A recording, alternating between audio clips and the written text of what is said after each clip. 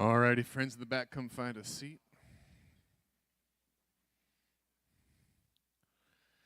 If you're with us online, welcome to our 7th annual Locked in Solidarity. Real glad to be with y'all. My name's Keith. I'm one of the pastors of the church that meets here at the Beacon.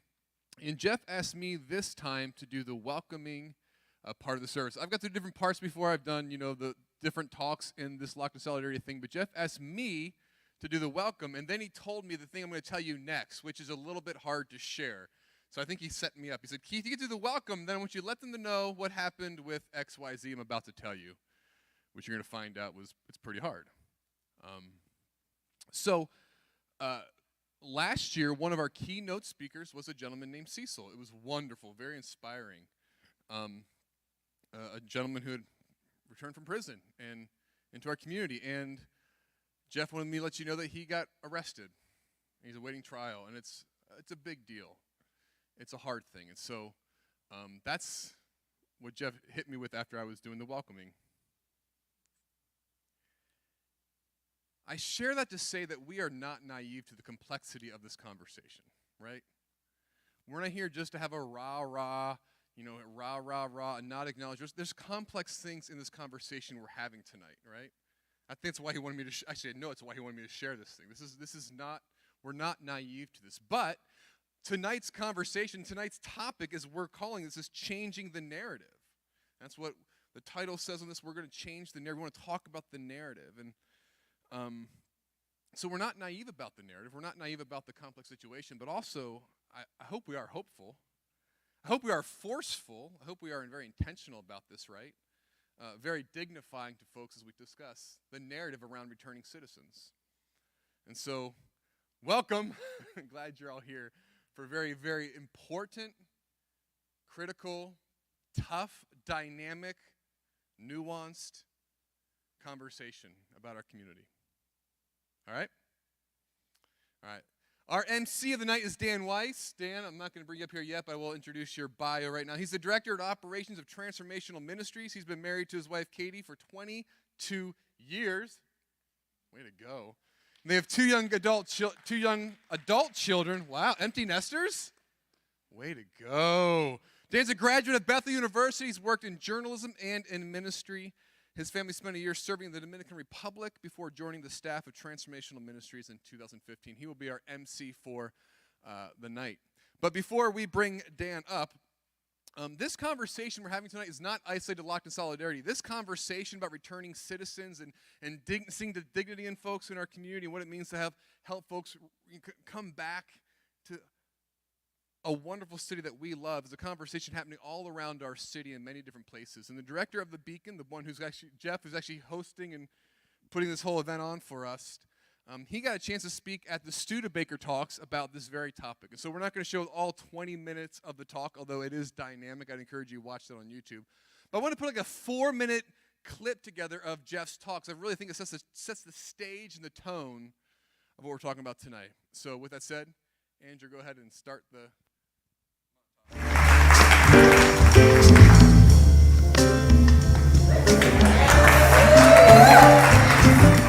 And so when I first heard that song, the title is A Day in the Life. And so I'm going to talk about returning from prison. Church says from enslavement to mass incarceration. And it's the last piece of that I want to talk about. In America in 2020, there was 5.6 million people in prison, jail, on probation, or parole in the United States. 95% of all people in America who are in prison will one day walk out those gates. And they will return to their communities, to our community. So what type of community do we want them to come home to? You see, Michael's efforts to reintegrate into this community were met with a lot of struggles. Everywhere he went, he carried a piece of paper. And with every background check, he was reminded that he was a felon. At my organization, the Beacon Resource Center, we've done extensive work to help returning citizens and to try to change this societal narrative about who they are. So A Day in the Life of Torrance He went on to tell me that he had to make it from South Bend to Elkhart for his community corrections check-in. But first, he had to stop by the Plasma Center downtown South Bend in order to donate plasma to have enough money to pay his $110 a week fee for his ankle monitor. Torrance is working 2 part-time jobs, donating plasma twice a week just to make ends meet. Torrance's efforts to reintegrate into this community were laborious. Many people have asked me, Jeff, why are you so passionate about this? Well, I'm passionate about this because in 2009, I received a call that no parent wants to receive, that Marcus had just been arrested. Marcus is my oldest boy. He had just been arrested. Throughout his trial and his sentencing, it really opened my eyes into our criminal justice system and how things really operate. Injustice, actually. Marcus was sentenced to 30 years for his role in that crime.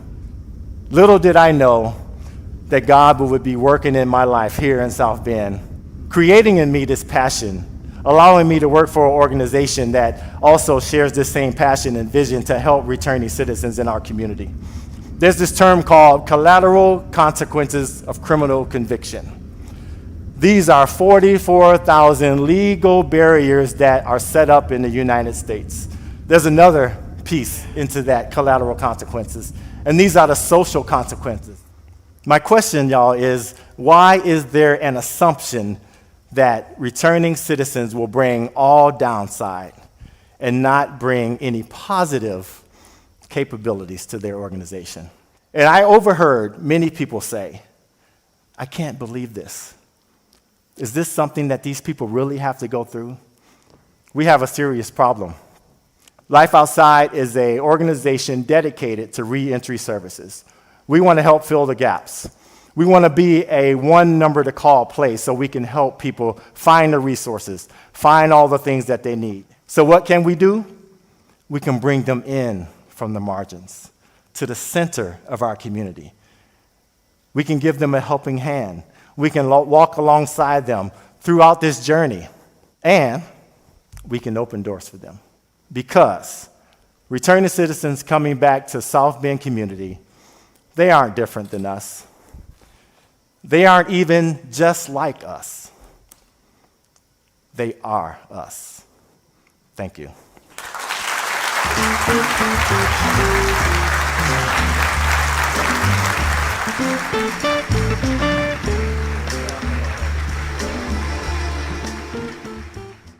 Good evening, everybody. It's good to see everybody here tonight. I'm excited because this is my first time at Locked in Solidarity. And I know there's probably some others who this is your first time here. Whether it's your first time or you've been here multiple years, one thing I'm pretty certain of is that we're all going to learn something. We're all going to be challenged. We're going to hear a story that expands our perspective a little bit. So with that in mind, I'm going to do my best to stay out of the way tonight. I just want to introduce our list of amazing speakers that we have, and then I'll just kind of keep you guys updated with announcements throughout the night as needed. So let's get right to it. Our first speaker is Pastor Stephen Love. Pastor Stephen is a third-generation native of South Bend. He's the pastor of Redemption City Church, which was planted in 2020. He's the husband of his beautiful wife, Mandy, and the father of 4 kids. He has a heart to see the gospel of Jesus Christ permeate not only the city of South Bend, but also the justice system. So please welcome Pastor Stephen Love.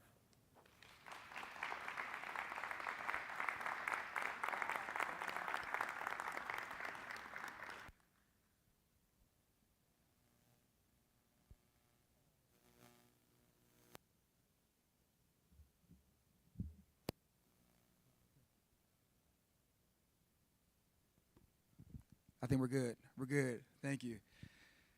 Well, I'm going to do what Dan said. I'm going to try to speak quickly and get out the way. It is an honor to be here. This is my second or third time. I can't remember Jeff being at Locked in Solidarity, and it's an honor to be here. And Jeff asked me to come speak about completing the narrative. And, you know, it's interesting when you talk about returning citizens. I don't necessarily want to, from my vantage point, change the narrative. I just want to complete it, right? So like you take all the occurrences in your life, good, the bad, the ugly, right? You take all the compilation of all those screenshots, and that sort of compiles who you are as an individual. So I don't want to change that. I just want to complete that story. And that's so often the case with our returning citizens, in that what happened in incarceration is the full story. It's like a period in their life, whereas that is the end of it all. And from my experience and from my vantage point, it's not. It's simply a comma in their story. So when I talk about completing the narrative, I started this series last week. Jeff and I were chopping up about that, the series I started last week. We're right here in the city of South Bend. I started recording these videos about completing the narrative of South Bend. There's a lot of sort of outside input and opinions about what takes place within the city of South Bend. And people have sort of like a vantage point from how they see South Bend. And some of that, y'all, is true. But it's not the full narrative. So my goal in the next 7 minutes is sort of give like a biblical foundation for why I do what I do within the city of South Bend. And I'm not going to talk about all the nuances of returning citizens. There are brothers and sisters here who are a lot brighter and smarter in those areas. They will be talking about that. But I just sort of want to give a biblical foundation. And I'm going to go to like the first book of the Bible to do that. I want to go to the book of Genesis. And what I'm going to try to do is try to compile like the first 100 years of human existence into 6 minutes of conversation. It's a difficult task, but I think we can knock it out this afternoon. So you have God who created Adam and Eve, and then he creates them in what he calls his image, right? That is the stamp of God upon mankind. Regardless of race, color, creed, there is this image of God that every human being has value.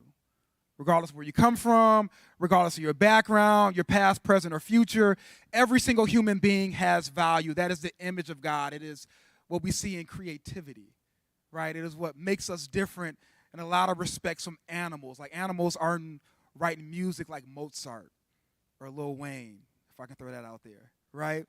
And so there's this creativity aspect, this value aspect that God places upon every single human being. So every person that we interact with, regardless of their background or their past, they have within them the image of God, which means they are worthy of respect and value. So that's like the first chapter, first 2 chapters of Genesis. And then something interesting happens. You have the story of Cain and Abel. And they're possessing like the image of God. You know, they have value, they're deserving of respect. And then Cain does what so often we oftentimes do. We get a little jealous. And Cain commits the first murder in Scripture of his brother Abel. God comes to Cain and says, hey, brother, why'd you do that? What's going on? And the Lord, sort of in a matter of speaking, pronounces a judgment, if you will, over Cain. And an historian says that Cain is the first returning citizen in the Bible. Commits murder, God places a judgment upon Cain, and then God doesn't stop there with Cain. He allows Cain to go do something which is very valuable, and that is Cain goes and builds the first city that we have recorded in all of Scripture. He goes and builds this city, and that, if you would like to stop the story there, that would have been cool, right? Cain commits murder, God pronounces judgment, but he's gracious, and then Cain goes and builds this city. That would be a neat story, but the story doesn't stop there. Cain builds this city, and what happens in that city is remarkable. You have a couple of generations that come into that city, and what we have over in like Genesis chapter 7, 8-ish, you have like the first recorded musicians and artists in all of Scripture. So think about that. You have this murderer Cain, murders his brother, first murder in all of Scripture. He creates this space in which people are not only living, but they are thriving. And a lot of like the advancements we have musically and artistically come directly from like these first few accounts in the book of Genesis. Now imagine if after Cain murdered his brother Abel, there was a like a period on his life right then. That would have been a narrative. Here you have Cain, he's a murderer. That is who Cain is. That is the end of the story. That's all he's ever going to be known for. That is who he is. But the story doesn't stop there. It's more like a comma.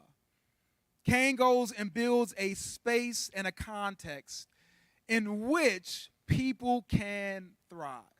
So as I think about this for the city of South Bend, I think about all the returning citizens. Again, you have folks who will give the statistics surrounding that.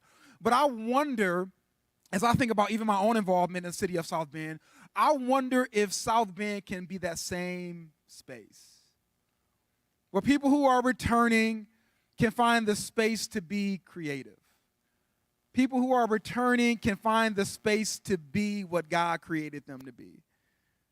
People who are returning can have the space to do what nobody else is really gifted to do.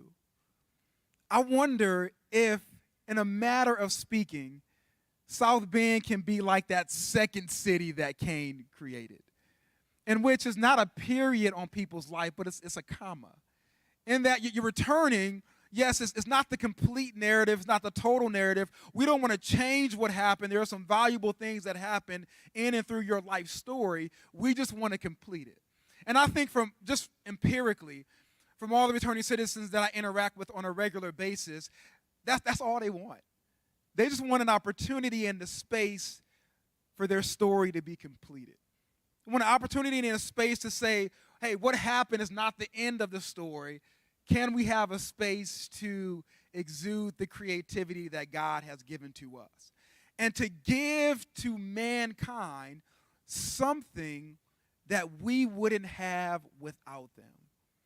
Do a thought exercise for a moment. Like if Cain wouldn't have created this city where artistic creativity was flourishing, like, I don't know, where would music be today? Where would art be today? What were some of our advancements be today? If it was not for what the historian calls the first returning citizen. I wonder what we are lacking as a society if we begin to marginalize returning citizens. I wonder what voids we will have in our lives if we continue to put, quote unquote, them on the fringes of society. Man, I think we're missing a monumental part of what it means to be human if we just end the narrative at what has happened in the past and not allow our brothers and sisters to complete their narrative. I mean, there's countless stories in scriptures in which, you know, you have folks who will do one thing and that's not the end of the story, but that's not the foundation. The foundation is, regardless of what happened, we're created in the image of God. And regardless of what happens, we're worthy of respect and value and advancement. And I think that's our role, even as we hold our arms out open to embrace our returning citizen. I kind of want to like complete the narrative in that we're not like the superheroes in the game in which we're welcoming back our returning citizen. It's like, hey, look at how good we're doing for our returning citizens. I wonder if it's like reverse. I wonder if they're bringing something to us that we wouldn't have gotten otherwise. I wonder if it's them that needs to embrace us as opposed to the other way around. What would the city of South Bend look like if our returning citizens had that space to be what God has created them to be? That's all I have for you. Thank you.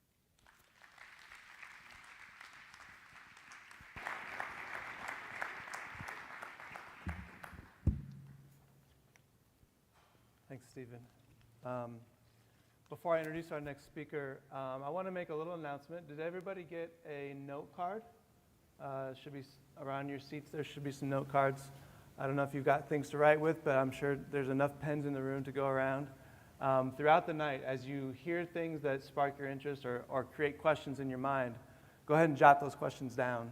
At the end of the night, we're going to do a Q&A session with some of our speakers, and that'll be great to get questions from you guys and not just for me to make up questions. So please do that as it comes to your mind. Our next speaker is Justin McDevitt. Justin is the director of the Women's College Partnership, a college and prison collaboration between the University of Notre Dame, Marian University, and Bard Prison Initiative at Indiana Women's Prison. He's also the executive director of Life Outside Reentry Assistance, which is a local nonprofit organization founded to help remove barriers to reentry for citizens in St. Joseph County. Justin has a law degree from Loyola Chicago and is finishing his PhD in political science at Notre Dame. Please welcome Justin McDevitt.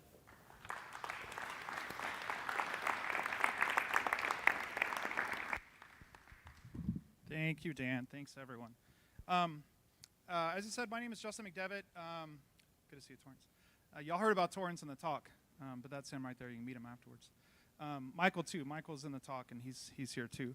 I appreciate the fact that that Keith and Dan and Pastor Love have been talking about this dual element of the narrative where there's stories that get told and stories that don't get told, but that it also depends on who is telling the story. And we need to listen to the people who've been through this and who live this every day and get their part of the story. So the narrative isn't just the way that it's told, but who tells it.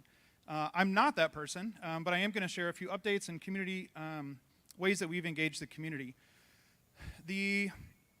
About 2 years ago, I was asked to come and speak about our college and prison program, which I've taught for about 5 years. And Michael and I actually shared the stage and talked about the importance of education in coming back from prison and increasing your chances of success on the outside and establishing yourself. So there's a trifold handout. Some of them are in color that are brown, and some of them are in black and white. But this, I want to draw your attention to it real quick for two reasons. One, I'll reference the kind of fun, the tips side, or the fact side right now, the quick fact side. But this was actually done by a group of students who are here today, and I want to call attention to them and recognize them. Students from the Student Policy Network at Notre Dame. I was approached by the Political Science Department at Notre Dame probably about a year and a half ago, and the Student Policy Network does work in a bunch of different areas, but they were looking for a community partner that had something to do with mass incarceration so that students could get involved at Notre Dame and find some way to give back to the community. We were able, I said, I have a great organization for you, Life Outside, and the students got connected and started working on this project together. But they have been researching policy towards education as a collateral consequence, that ways that we can reduce barriers to people being able to finish their education both inside prison and outside prison. So I'll let you look through that on your own time. But I want to first say thank you to Student Policy Network. Stand up, wave. Awesome people. Come on. Great, awesome students right there. If you get a chance to talk to them later too, awesome.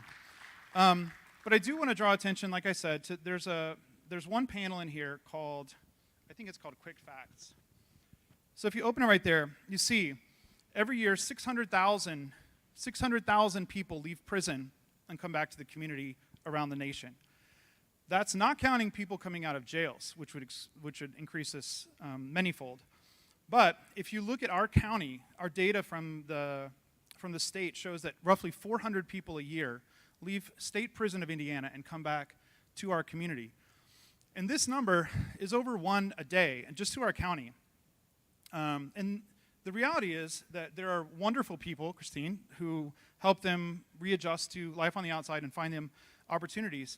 But for the vast majority of them, part of the reason we started Life Outside is because there's not a lot of obvious ways to get the help that you need. As Jeff mentioned in the talk, one of the founding principles of Life Outside was to create a one-stop shop where people could come and just ask for help, and we would be able to navigate that with them. When I took over as head of reentry for our college and prison program 2.5 years ago, I spent months trying to figure out how all the pieces fit, trying to figure out where to go for different things. I've been to school for 24 years, and I have a hard time trying to figure that out. Imagine people just trying to find things out on their own, right? And so what we wanted to do was to create some resources that people could, take my medicine. We try to find a way to create resources that would help reduce barriers for people coming out of prison and finding their way back here.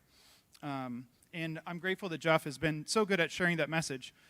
But I want to highlight a little bit about what Jeff said in the talk as well, is that there are big problems, and there are problems that still remain.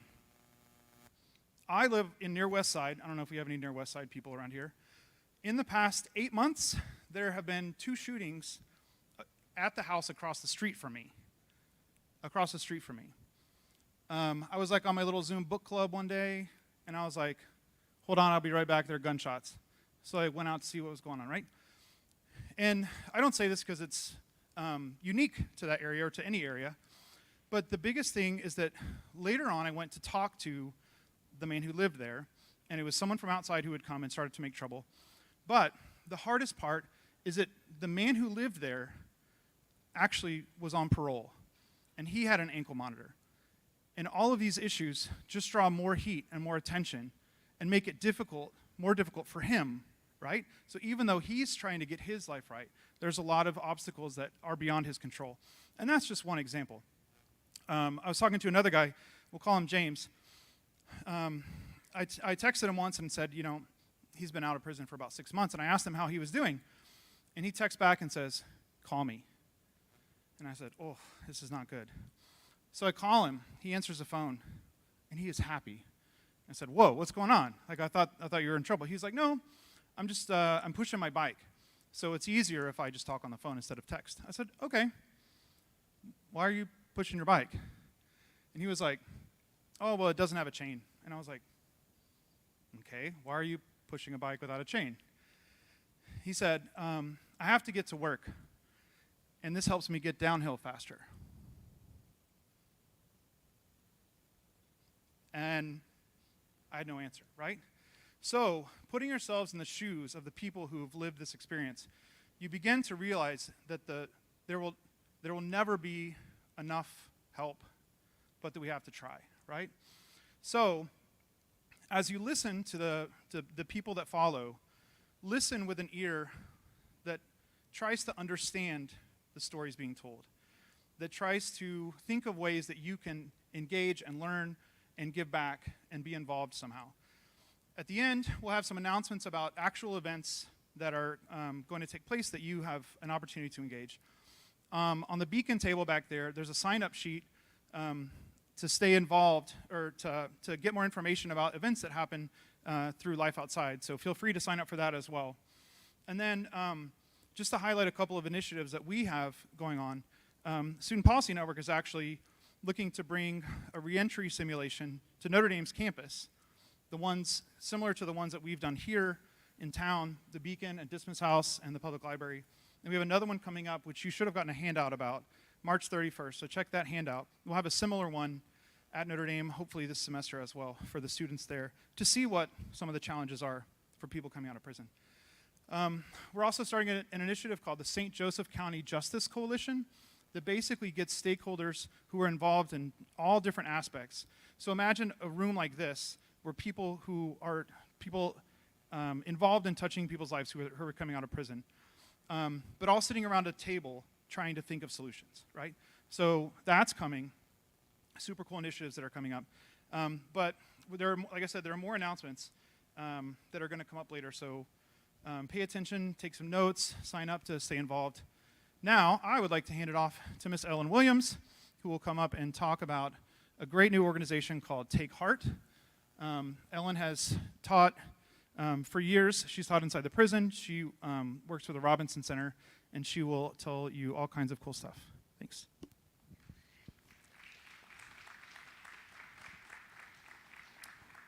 Thank you, Justin. This is my third year to attend, my first time to come up front and speak. And the thing that matters today that Justin said is that I've taught at the Westville Prison, and I've taught at the local reentry center. And I cannot tell you how many men who said, I would love to work with kids. I would love to find a way to help them change their life path. I can tell them for sure where their current choices are going. And then, in my teaching at Westville, I met someone who was close to graduation and doing his research about how to change communities and how to change the lives of young people. And another faculty member sent him my way because she knew that his research and my interests coincided. Well, that man is now my husband, back there at the table. And we together realized that one of our common passions was giving folks who had been locked up an opportunity to do some things in the community, because so many times the community relegates them to, well, you're just over there. You're other, you're different, you're less than. And I think that's a load of you know what. And I know that it's not what the Bible teaches. And I know it's not true. So we decided to create an organization called Take Heart Incorporated. It started with some research. It started under the auspices of the Robinson Center, where I still work. And now we are our own 501c3. Our main focus is providing mentorship to young folks who have started down the wrong path. Folks who have been locked up, who have been kicked out of school, who have been kicked out of foster care, and think that they're not worth a whole lot. They have often gotten out of the JJC and had nowhere to go because either their families would not take them back or because their families were not deemed fit to take them back. So these are the kids we mentor. All of our mentors are formerly incarcerated folks. When we start in a restorative justice circle, we train our mentors in restorative justice and in conflict resolution, and we meet in a circle and we start talking about the real stuff, the real issues, and what your goals want to be. And then we break down and do one-on-one mentoring as well. But that's what we do. We've grown a bit, expanded a bit, because we know that there are big gaps in life for people who have been incarcerated to even find somebody to talk to who understands what in the world you've been through and how it vilifies you in the eyes of a lot of people. So we now, in addition to doing the mentoring that we do Wednesday evening drop-in circles at the Robinson Center from 6 to 7:30. And anybody who's one of our mentors, anybody who's been locked up, anybody who's been impacted by the carceral system can come and be part of our circle. We are growing and expanding to some other services as well, and always trying to listen to the needs of the people we talk to. As a newly minted 501c3, we are very happy to be a recipient of the South Bend Alive, one of their grants. This is our second year to receive that. We're hotly applying for other things. And our newest of the new is to have a Facebook and Instagram presence. So Take Heart Incorporated can be found at those social media outlets. We would welcome you to stop by and talk to us at our table in the back. If you are interested in mentoring, if you are interested in figuring out how the kids you know can be mentored, if you're interested in coming by and be part of our circle, we would love to have you. And since I was squeezed onto your agenda, I have no idea who's next.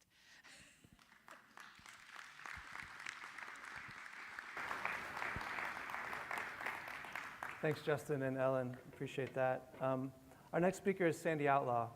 So Sandy was born and raised here in South Bend. She graduated from John Adams High School, which is where she began her advocacy work. In her senior year, she was voted most likely to become a politician. She attended the University of Notre Dame before beginning her broadcasting career at WNDU AM when it was 15 country. Her work took her to South Carolina and Ohio until she returned home in 2015 to comfort her family. So please welcome Sandy Outlaw. Thank you. Okay. And actually, I'm going to first tell you a little secret about that election, because even though I won, it was totally rigged. Because as a member of the high school newspaper, I got to select categories, and I decided to create one that I knew I would win. because I knew I wasn't going to get best athlete. I knew I wasn't going to even get most likely to succeed. But it's like, yeah, most likely to become a politician. I can win that one, and I did. So if anyone knows Lenny Randazzo, I think he became an attorney, so he became an advocate as well. So thank you for all coming out today. And I want to start by telling you that since the 80s, I have not gone a day without a brother, niece, nephew, or son being housed in the county, state, federal, or military penal system. This is part of my family. So Locked in Solidarity is personal to me.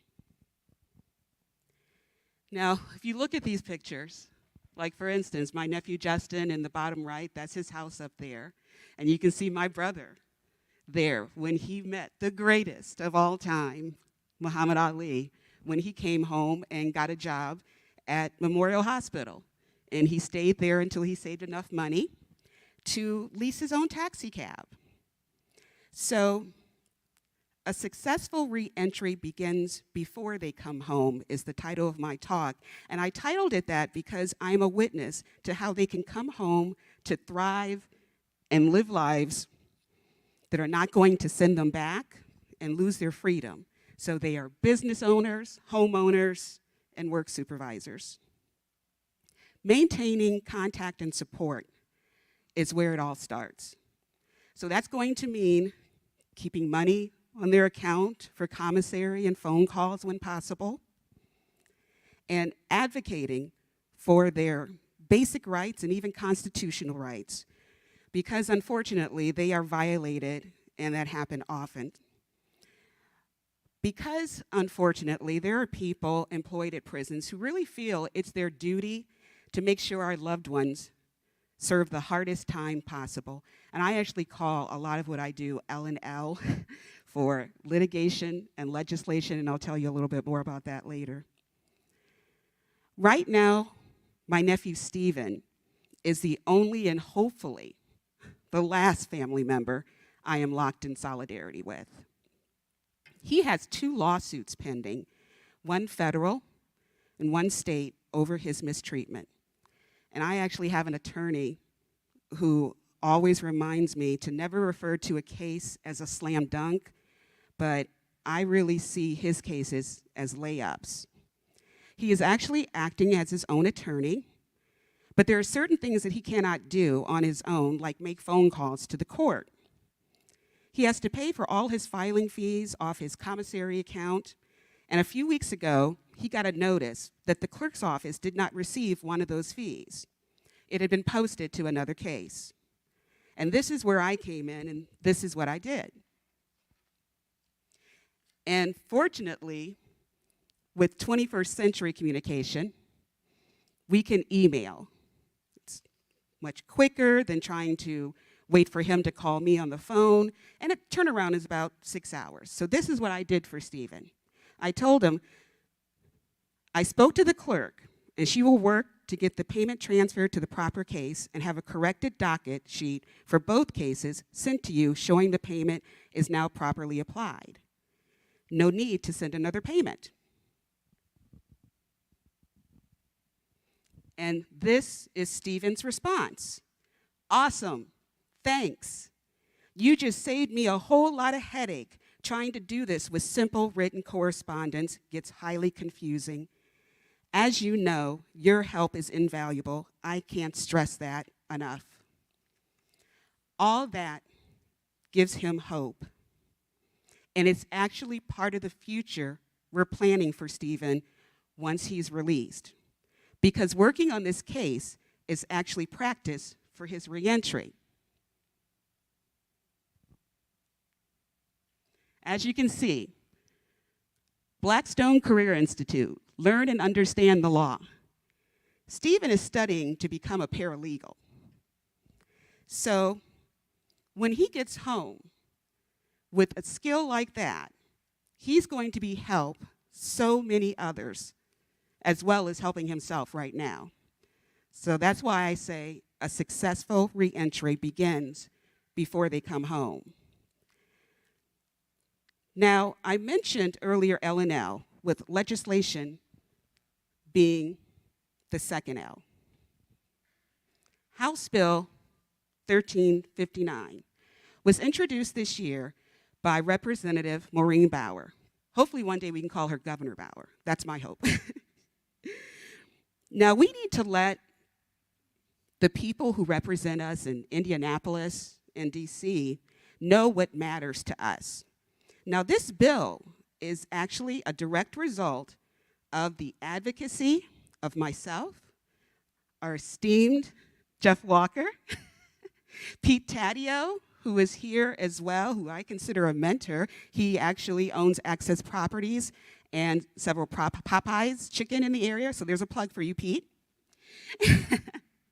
And also Alicia Wells of Recovery Michiana.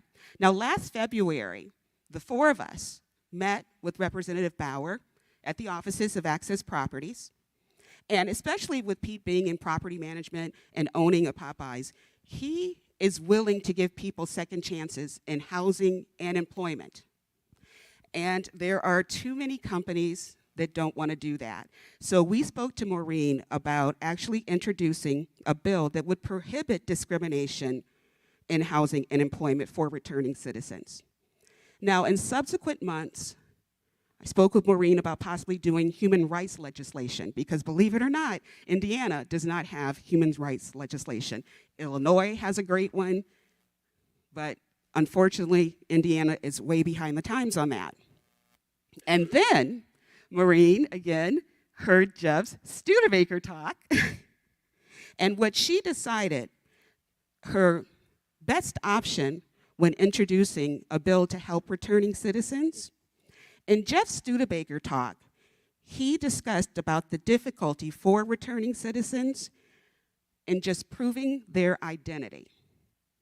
And you need identification to get a job or to get housing.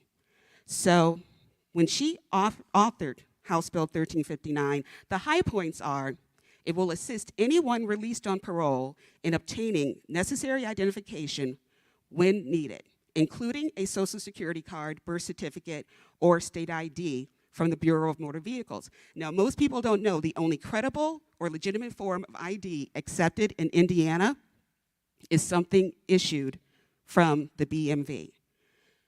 Returning citizens can come home with a prison ID, but try to use that to get a job or employment or open a bank account. Not going to happen. Plus, it's like carrying around a scarlet letter reminding them of where they came from.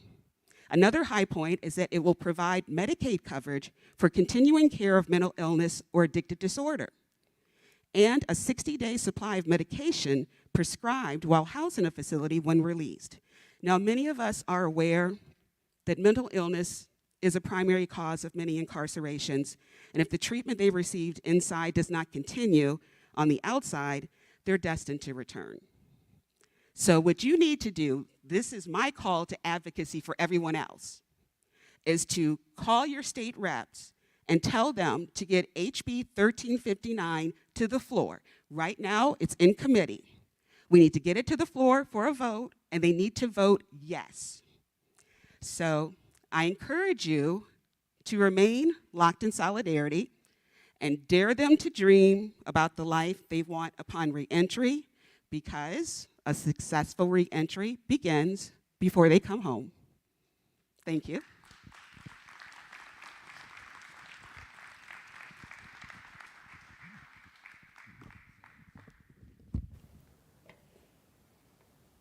So the next three speakers that we're going to have here are going to share their own stories of returning from incarceration. So I'm really excited to hear that. The first one is Alejandro Saucedo. Alejandro was facing 32 years in prison. He had no hope, and he believed that he would go to prison, gangbang, and die inside. But God had other plans. Inside, God reached his heart and transformed his life. Today, Alejandro is thriving in the community, in business, and walking out his faith to the fullest. So please welcome Alejandro Saucedo.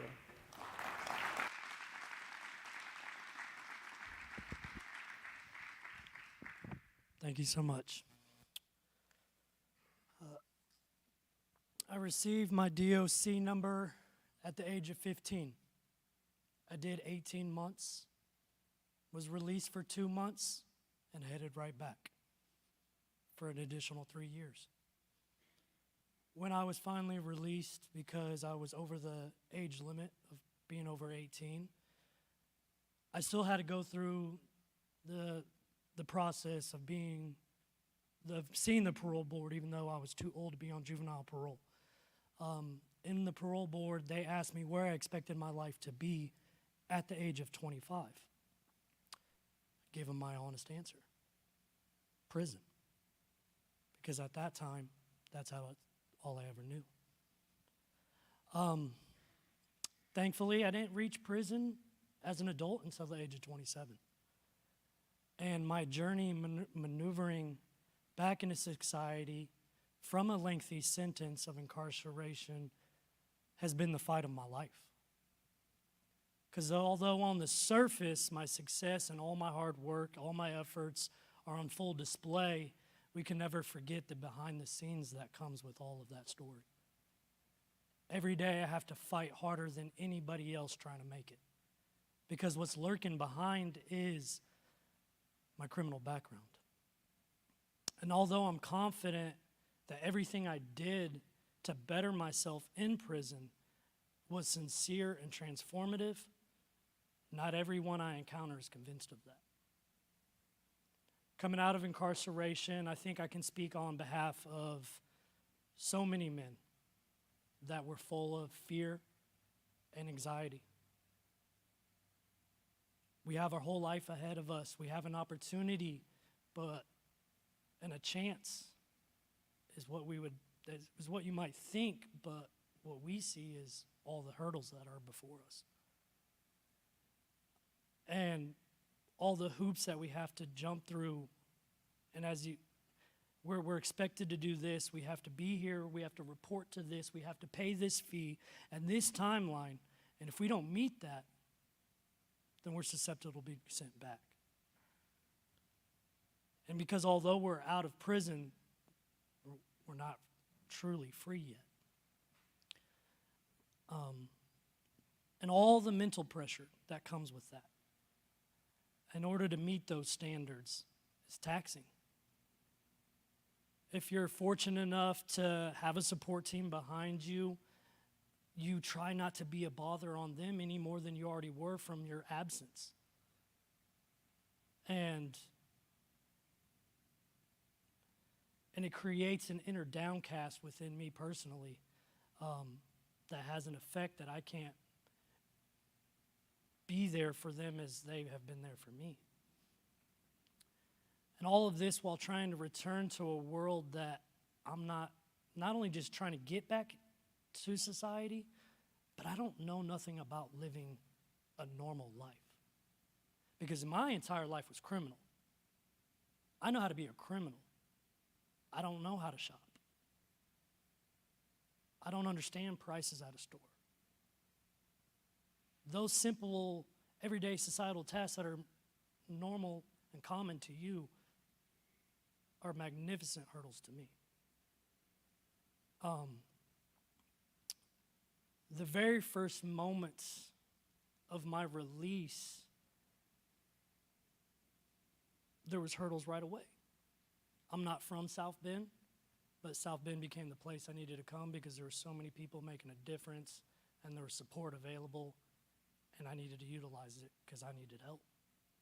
So I chose to come here, but immediately upon my release, I had to travel 3 hours with no vehicle and no driver's license to sign transfer papers, pay the fee for that just to come here. So securing that ride to and from, because I had to be back to put my ankle monitor on the very same day. My mother was able to help me with that, but she was of age. That travel alone was taxing to her. I hoped in that time frame when I was down in my hometown that I would be able to see my family. I was informed, unfortunately, that because although I had forgiven them, I still had to prove myself in order to be accepted by them. Did it hurt? Absolutely. all the self-rehabilitation that I underwent in prison got put to the test right away my very first day. That afternoon, I reconnected with somebody I believed was truly a friend to me. He stayed connected with me throughout my incarceration, supported me financially, would check in on my mother, assist her. So I was excited to see him. He told me he was taking me to a cookout that night. What an awesome time. To eat food off a grill, under the sun, making new friends and meeting new people. What better experience of my first day out of prison? That wasn't exactly the case. Although we did go to a cookout, what I didn't know was that he was there solely to distribute narcotics. And everybody was openly using right in front of me. Now, I'm not from this town we're in that he took me to. I don't have a family to call to get me out of there. I was trapped. And I was terrified because everything I was trying not to go back to, not by choice, was already in front of me.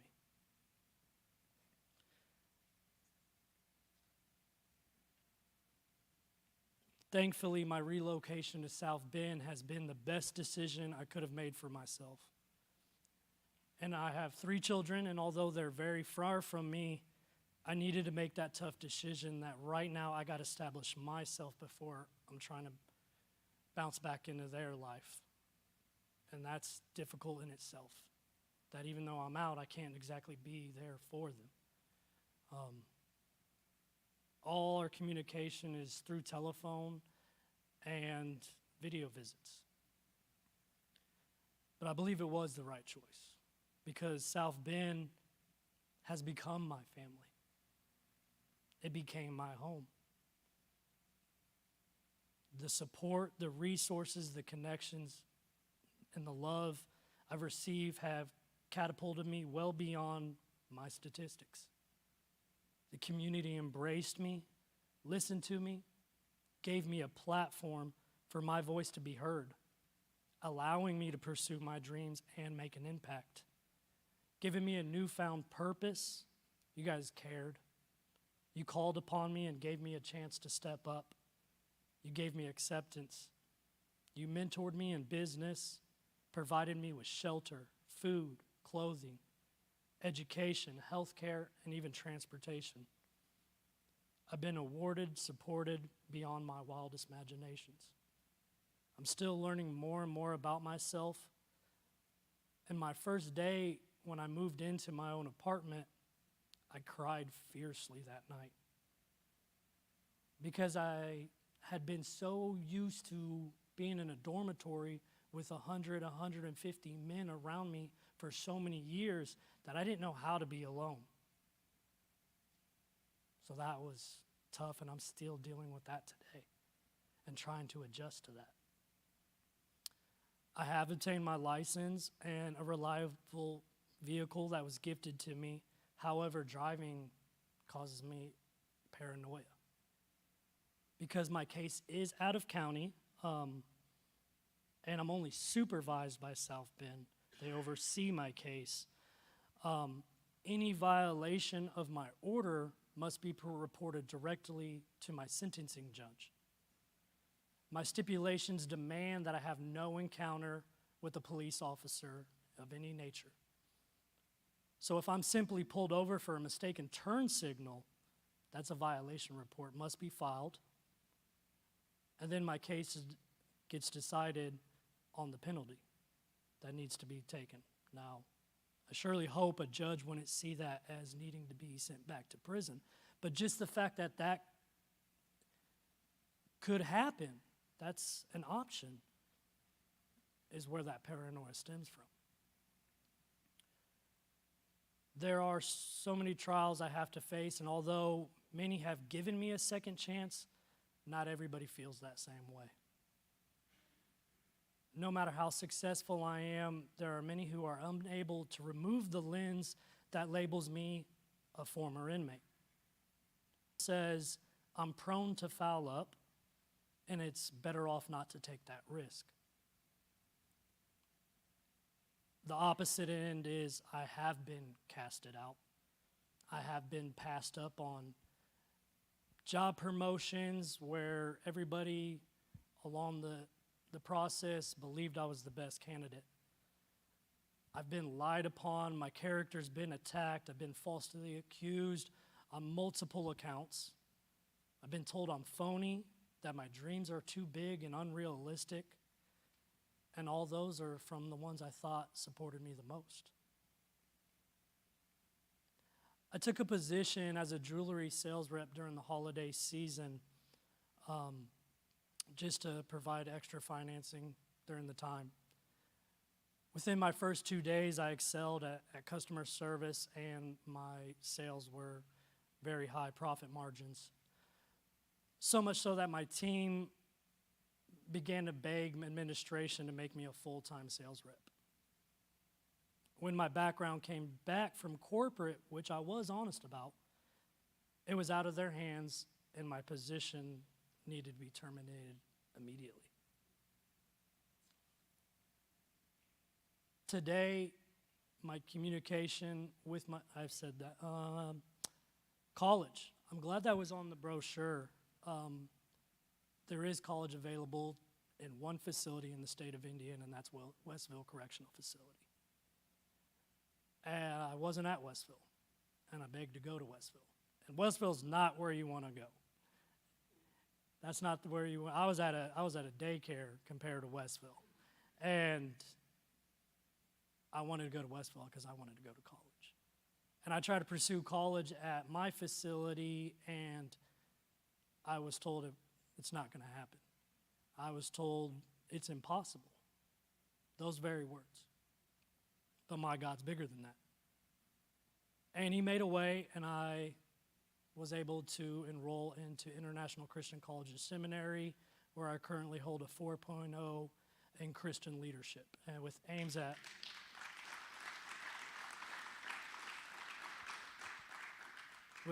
at receiving my doctorate.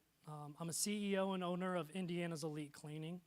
All of our employees are men and women fighting the disease of addiction and trying to make a new way for themselves after coming out of incarceration. I live a program of recovery, and I've been sober almost 4 years as of March 17th by applying the 12 steps to my life. I've offered my first book and have interest from TBN Network in publishing and promoting.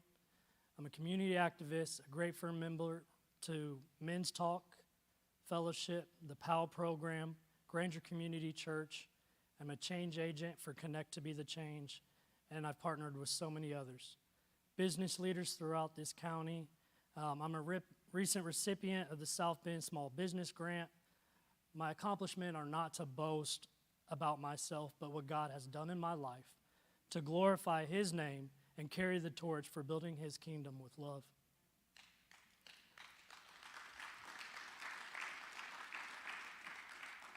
To close, I share a quick story of an encounter on an elevator in the city-county building.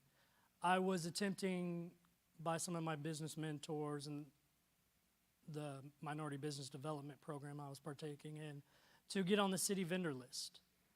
I was up and down the elevator all day long. It was a pretty lengthy day. Somebody tried to assist in helping me secure that slot on that vendor list. Nobody really had a direct answer. They just had maybes suggested. So I'm up and down, and a woman comes on the elevator, and I asked her what floor she was on.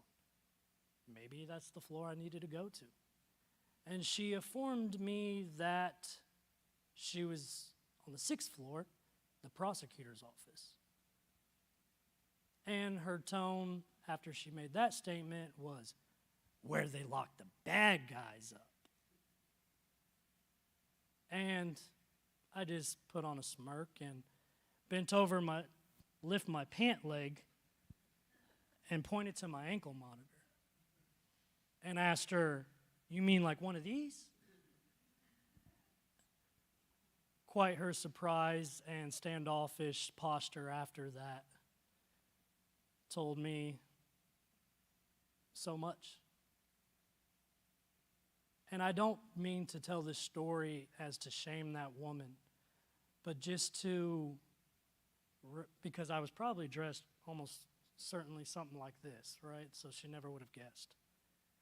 And I only tell that story just to remind you and challenge anybody.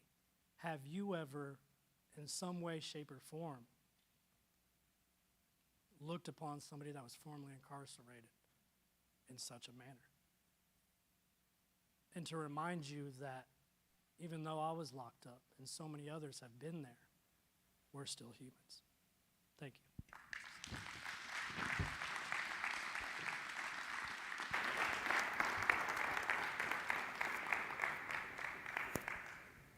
Thank you so much. That was so good. I'm going to bring some chairs up because our next one is an interview. So give me a second here.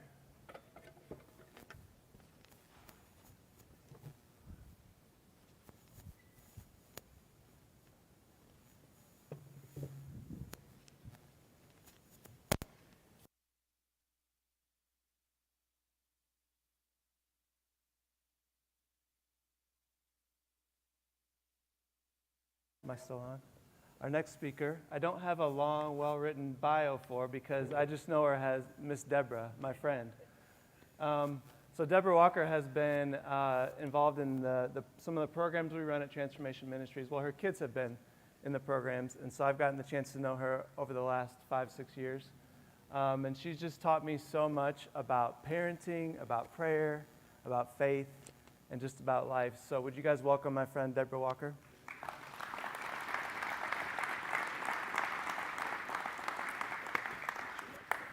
Got it. Okay, there you go, Deborah. So Deborah, how about you start and just introduce yourself, let everybody know who you are. My name is Deborah. Is it on? Yep, Yeah. it's on. My name is Deborah Walker. I grew up here in South Bend, Indiana. I have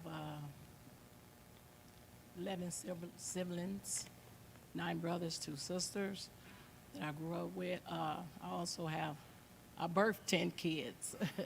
I had my first child at 17, which now would be 40 in April, and my youngest to be 18, which is graduating this year. So, like you said, you want to talk about the incarceration? Yeah, so why don't you share a little bit about your incarceration story? Okay, I was incarcerated. It's been over 20 years now. Well, I've been out 20 years, but I did a 10-year sentence. Actually, 2 sentences. I did 5 years, and I was out for 90 days. And I returned back, and I finished. I had another case. Also, I had a parole violation, which caused me to do the rest of my time. During my incarceration, it was very, very difficult. It's hard for me to really talk about it. It was very, lot of hardship, Kids, my parents passed away, and my kids went into foster care. And actually, the first time I went into incarceration, I was pregnant. And I had that baby, so they came and took that baby, which my family had it because my parents were still living at that time. The second time I went back, I was pregnant again. And I had another child, so you probably was wondering, how did you have that many kids and being incarcerated for 10 years? So it was just a lot of hardship. But during my incarceration, I did a lot of praying and soul searching and seeking. You know, prison is not a lot of, it's not a, what, I'm nervous, let me calm down. It's not really a rehabilitation in there, a lot of rehabilitation. You have to want to be rehabilitated. You have to strive to be rehabilitated. You have to press in, and you have to look for things that's going to make your life better, like going to groups and just reading and just looking for those things that can make your life better. And so that's actually what I did in prison, and until I got out. That's it. So that was 20 years ago since you Yeah, got out. I've been out for 20 years now. Okay. What have been the biggest hurdles that you faced coming back? Well, once I got out, I had to get my kids back. And so there was not a lot of resources at the time. They have more so now than they did then. So I had to, mind you, I didn't have no parents. Both of my parents was deceased at the time. And I had kids in foster care, but I had some of the older ones that were not in foster care because they kind of lived on their own, like the 17, 18-year-old. So there was not a lot of resources. So like I said, I had to look for resources. I walked, I went to churches. I just had to do what I had to do. Then I went to Goodwill's and they offered me a job at Goodwill's, which was, at then I think they was paying like $7.15. And that wasn't very much. So I went to a temp service. I started working for a temp service. I worked there for 10 years in a temp service because I had to revolve everything around my kids to get into school. You know, once I got them out, getting them to school and everything. But I also ran into this guy named Leroy King, and he began to tell me about bridges out of poverty. So it was a class. And so he asked me to come to the class. So I went to the class, and man, when I opened that book and seen that poverty takes up all your time, it was like a light. And it taught me so many things, and it motivated me to want more in life and to get on the right road, So, I mean, I was stressed a lot because I was afraid that if I mess up, I'm gonna go back. That's all you think about is that any little thing, you're gonna go back. And that's not what I wanted to do. So I took that class, and it really changed my life this day to today. So what's your life like now? So my life is just like, it's a blessing. Today I am I'm a homeowner now.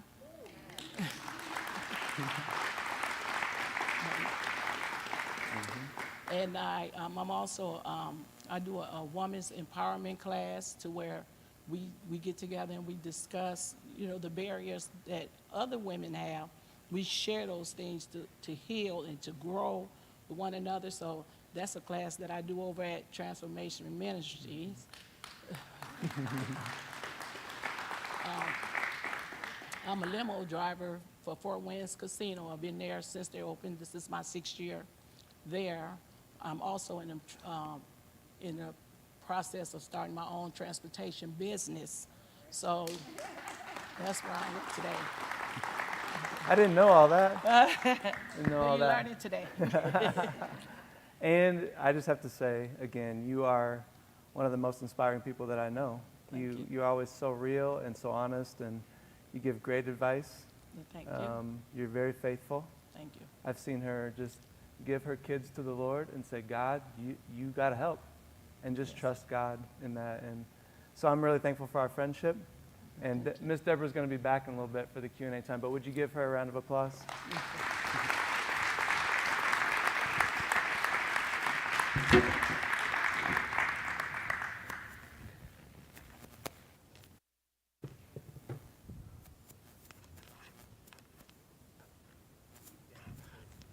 Oh, you can use it, okay. Joe, you want this? You want a podium or a stand? Okay. So our last speaker tonight is Joe Luton. Let me get his paper out here.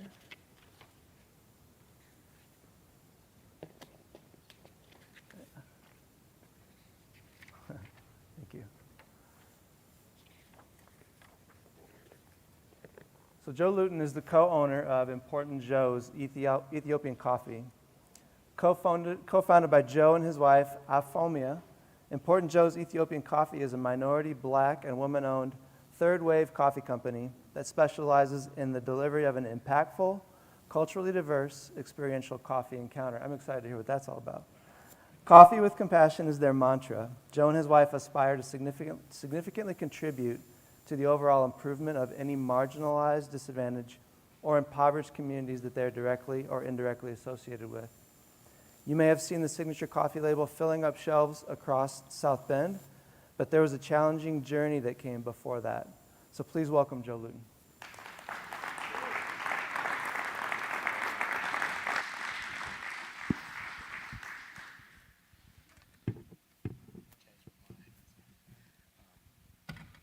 afternoon or evening, everyone.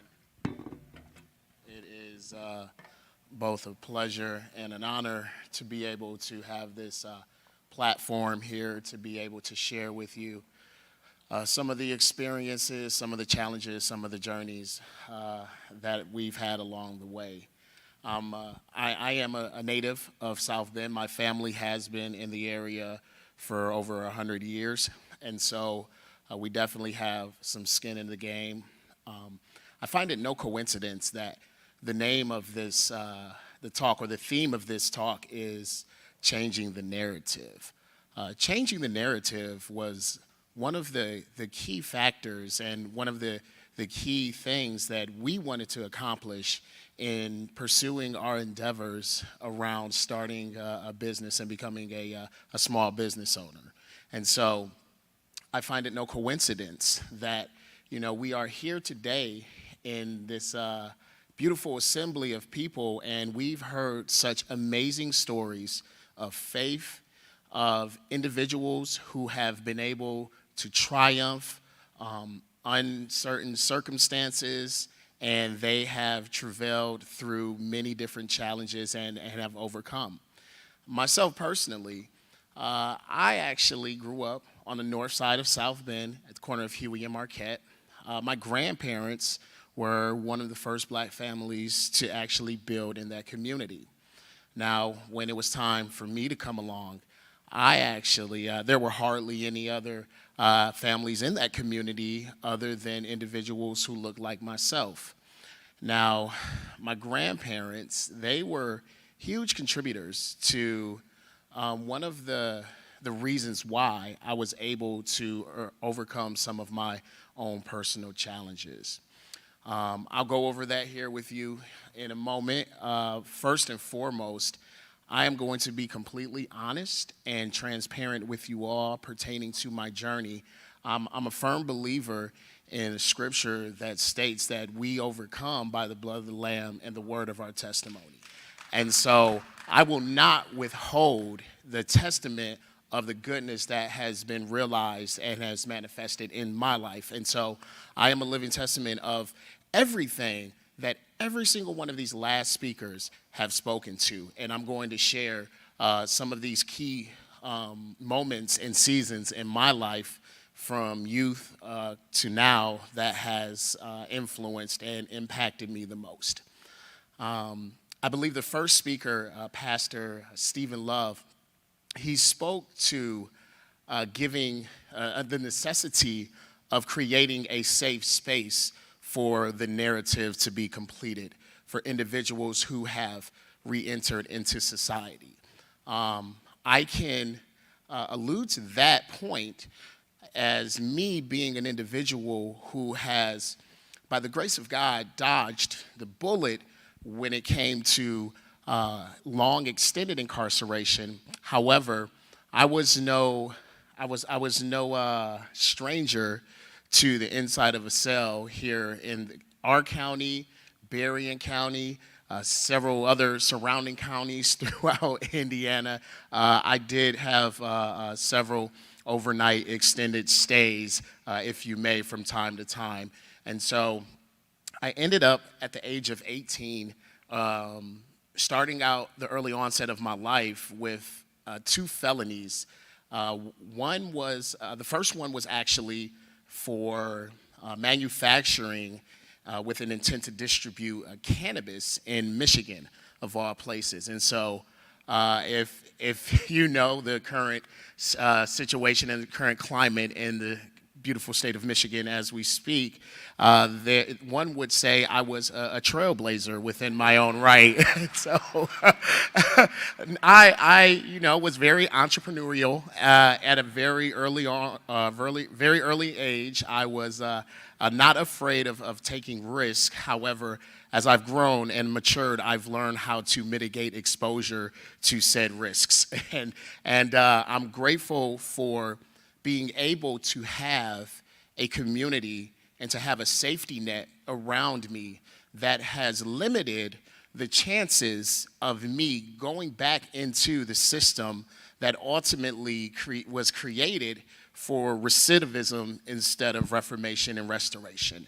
And so it is a terrible, terrible fact that many individuals who look like myself, many individuals who come from my community, it is not uncommon for us to either have had our own instances and encounters with the law, with the penal system, or to have a family member, a friend who's, only one arm's length away. And so I myself personally, I've got two young brothers who are currently incarcerated right now. I've got one that's on the back end. He's 24. He's on the back end of a 6-year bid, and he's getting ready to come home. And then I've got a little brother who just began his bid, and he's sitting down for about 12 years doing Fed time. And so these are matters that are very, very close to my heart and near and dear to my heart. And so I've taken it, upon myself to make sure that I not only allow individuals who are within proximity to me, who are a part of my community, I not only allow them to live vicariously through our journey, but I make sure that I am extremely intentional in not only making accessible my resources and my network that's been established, but making sure that I make myself available, and I am intentional in everything that I do to be able to present an opportunity for inclusivity and an opportunity for reformation. We want to make sure that we see the best opportunity and the best possible chance for these individuals who are re-entering society. So a little bit about me growing up. I believe the lady that spoke, her name is maybe Ellie. You have the organization Take Care. She spoke to her heart for dealing with children. At a very young age, I was a young man who had to deal with a very traumatic encounter at a very young age. At the age of 4, my sister was hit and killed by a school bus at the corner of Elwood and O'Brien. And so that was very traumatic for me. That was very hard for me to be able to emotionally dissect and to digest, that issue. And so as a young man, I rebelled. I was exemplary in my ability to comprehend, to be able to learn. However, my behavioral challenges stood in the way. They overshadowed the potential that I actually have. Now, all throughout school, I was that young man who was in ISS. I was that young man who was getting expelled from school for smoking cannabis and smoking marijuana in the hall. I was that young man who was being caught consistently with cannabis, who was skipping school, who was being expelled to the point where I didn't even graduate high school. Ended up having to, I got expelled in the last semester of my senior year of high school, and then I proceeded, to tread down a very dark path that included but wasn't limited to multiple drug abuses along the way. I did fall victim. I'm not going to say even fell victim. I was an individual who was responsible for making very poor decisions. I mean, I don't know what child or youth or adolescence is, 100% capable of making perfectly rational decisions. However, I was unfortunately extremely influenced by my community and my environment. And so ended up at the age of 18, being extremely rebellious, having to find my own way and my own path and my own course. 18, I was an opportunist. I ended up dabbling in various different things, that I'm not going to share, but one of the things about me was I always situated myself around individuals who were better than myself at what it was, whatever I was trying to accomplish. And so considering that, I was very young, starting off life with 2 felonies, every employer I would go to, there was a closed door, there was a no, you can't work here. No, you can't live here. No, you can't get federal funding. No, no, no. And so after every door was closed, I was stuck with limited opportunity. And so ended up, turning back to some of the activities that got me into the predicament that I was in to begin with, and ended up down my course. So fast forward to 24. I end up having this epiphany. I have this moment of enlightenment, and I come to my senses. I can't express to you how critical and pertinent it was for me having a community of individuals around me who actually cared. In the home, first and foremost, my grandparents. I was raised by my grandparents. My grandfather is Joseph Luton, who was a principal here in the community, formerly at Kennedy, Madison, and several other schools. And so I had an advantage that a lot of other kids in our community don't have the advantage of. They come from homes with single parents. They come from, traumatic incidents, and they oftentimes don't know how to deal with, some of these emotional challenges. To even speak to something that is even more close to my heart, my younger cousin, he's 22 years old. About 2 weeks ago, he, all through his life, he has struggled with mental health and mental illness, and unfortunately there was not a community around him that could embrace him, and he just ended up in the penal system. And as we know, our system is not built, it's not constructed for reformation. It's punitive in nature. And so I'm not certain what he dealt with, in those circumstances, but, not too long after his release, he committed suicide, 2 weeks ago, and he was 22. And so there is definitely an important element to all of this and to changing the narrative. And I cannot express enough the necessity of collaboration. I have only been able to obtain the levels of success and the level of,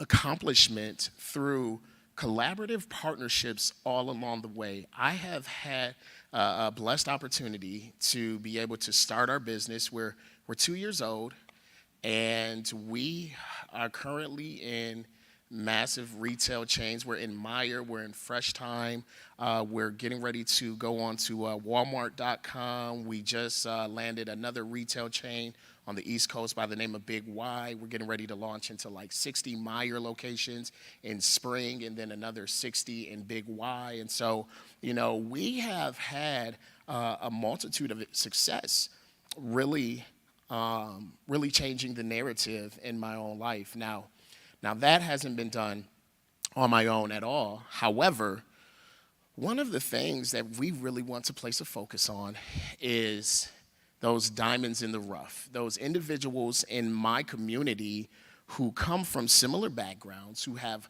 similar attributes, similar soft skill sets, similar, similar mentalities, who have been fighting for survival and who have skill sets that are transferable into other sectors.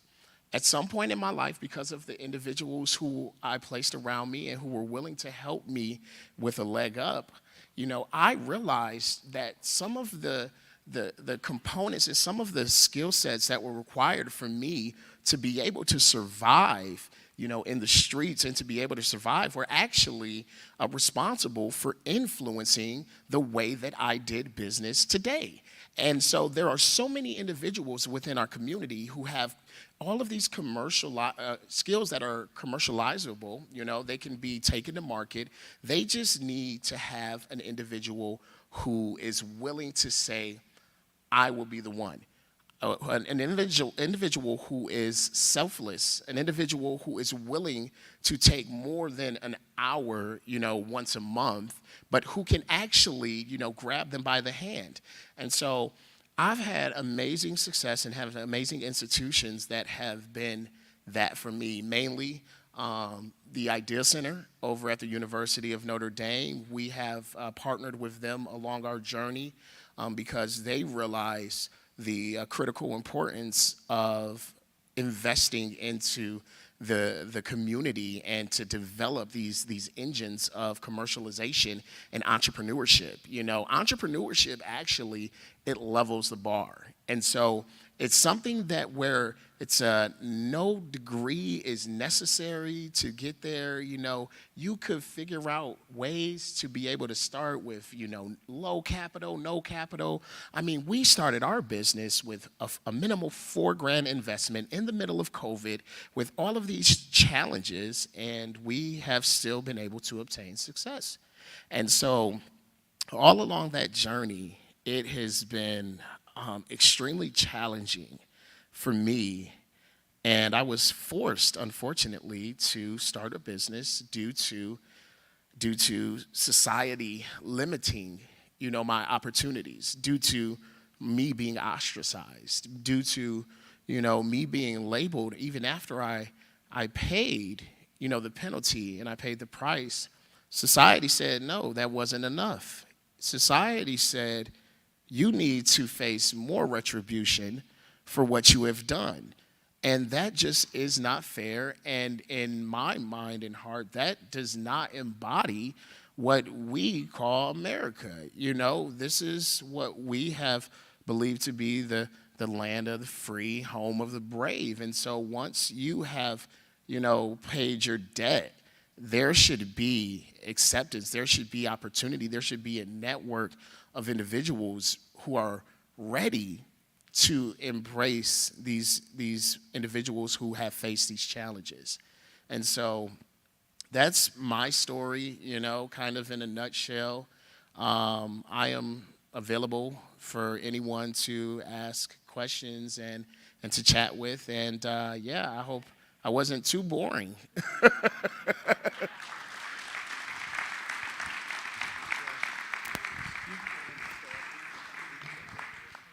So guys, right now, if you have questions that you wrote down on your index cards, go ahead and hold those up. Tom is going to come around and collect the cards. Give us a few minutes, and we're going to set up some chairs up here. Actually, why don't you hold that? Yep. I'm going to take this out of the way so people can see.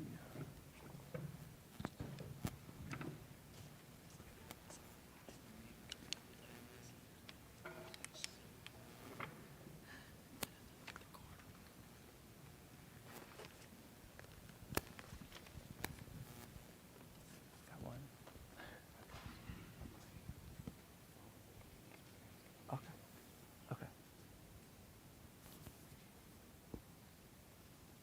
Okay. I got one index card. So, no pressure, but you got one?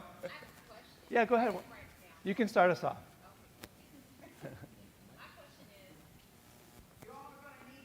Oh.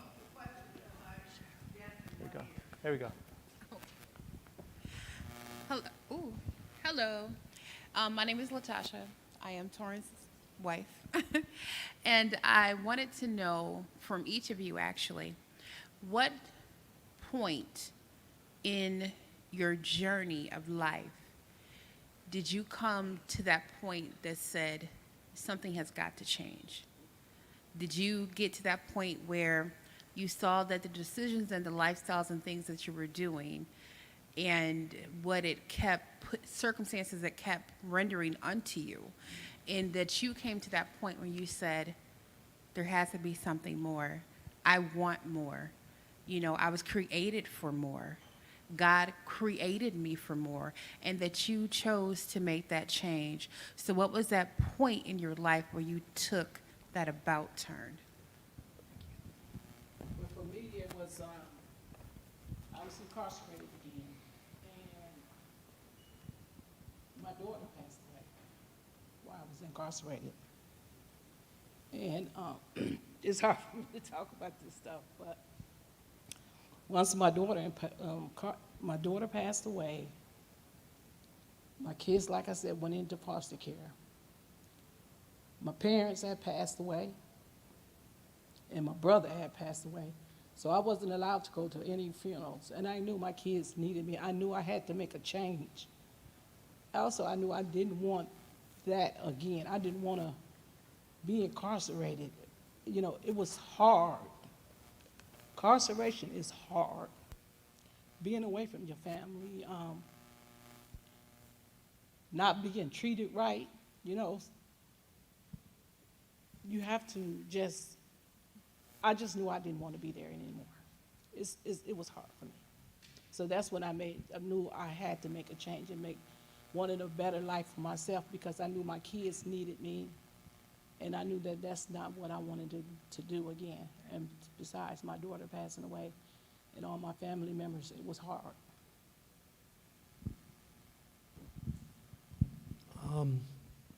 So for me, it was definitely God.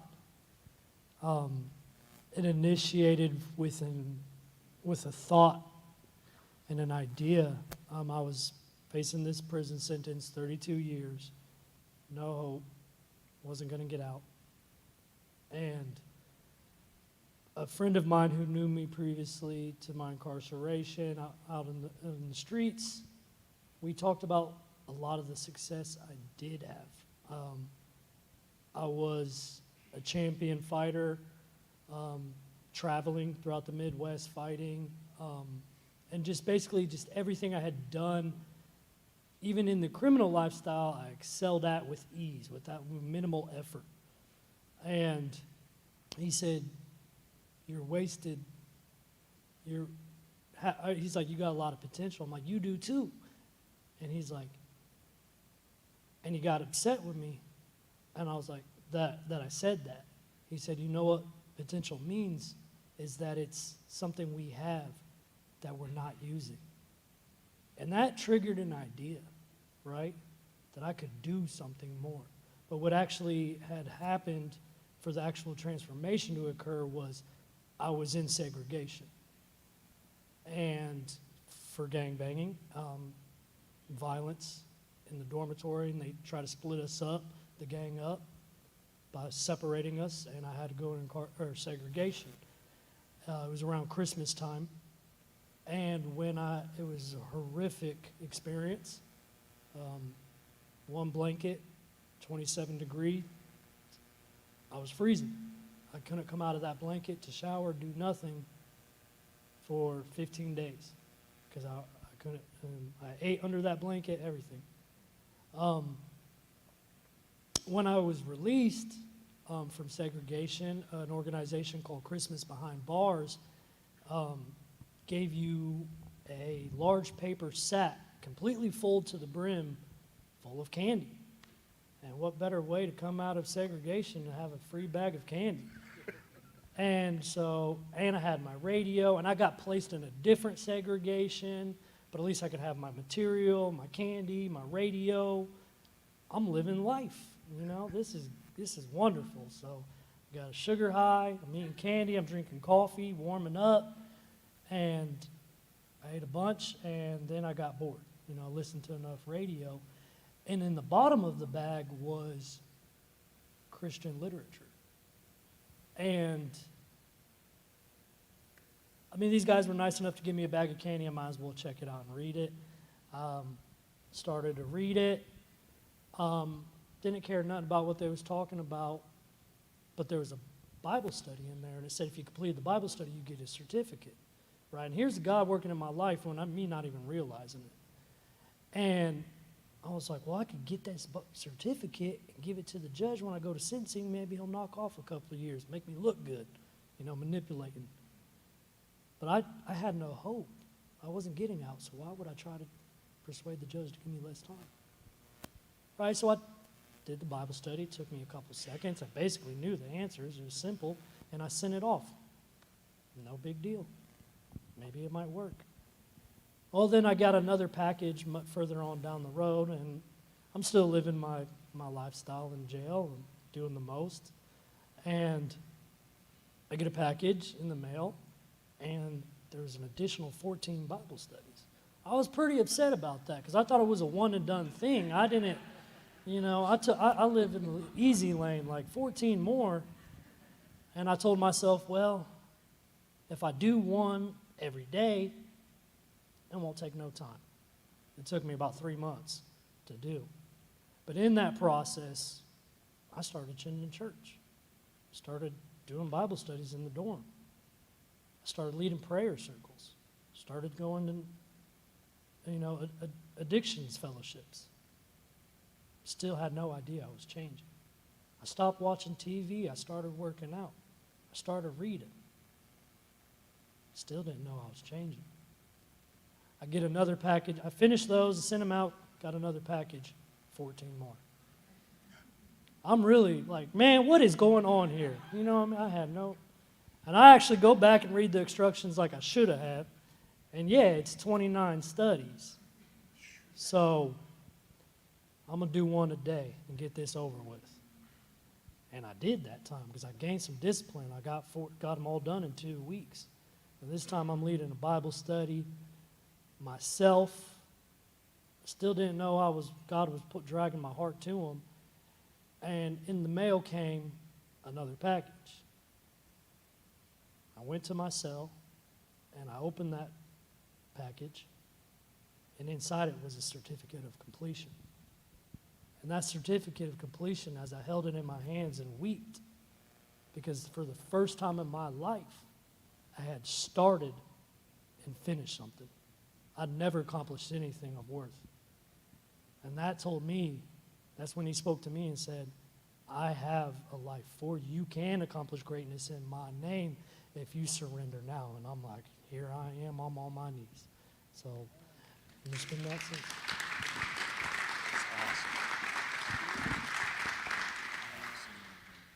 So for me, I was 23, and I remember it like it was yesterday. I'll never forget what was a catalyst for changing, my journey. I had a friend, who was actually out in Loyola in California. He was going to school, came back to South Bend. He saw the lifestyle that I was currently leading, and and I shared with him. I said, bro, I've been having some really, really strange dreams. I've been having some really, really dark, violent dreams. And he mentioned, he said, these are signs, these are warnings, to the lifestyle that you're living, and you should probably take heed to what it is that you're dreaming about. Now, I thought nothing of it. From a youth, I had always been a lucid dreamer. I could remember storylines in my dreams, from years ago.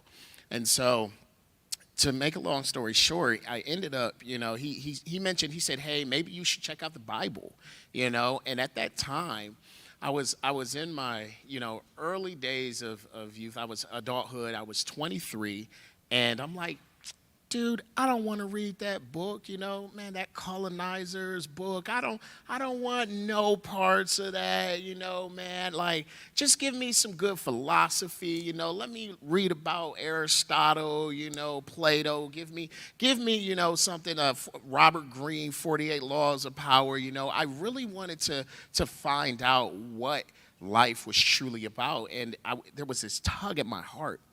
And, I remember where Scripture states that no one can come to the Father lest he come through the Son. However, no one can come to the Son lest the Father draws him.